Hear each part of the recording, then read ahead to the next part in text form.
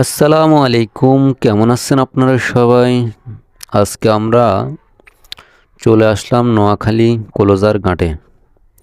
আসলে এখানে এসে যা পরিস্থিতি দেখতেছি, সব জায়গা শুধু ভেঙে যাচ্ছে। এখানে অনেকগুলো আগে দোকানপাট ছিল, এখন বর্তমানে কিছুই নেই। এটাই তো আসলে নদীর খেলা, এই কুল ভাঙে ও কুল করে।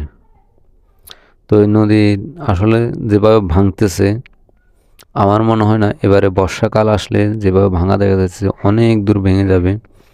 এদিকে ভাঙতেছে আর ওই সাইডে ফুটতেছে। আসলে এই তো নদীর খেলা। আসলে যারা এখানে আসবেন, যারা এখানে আসছেন কলোজার ঘাটে, তারাই জানেন আসলে কলোজার ঘাটের বর্তমানে পরিস্থিতি কি।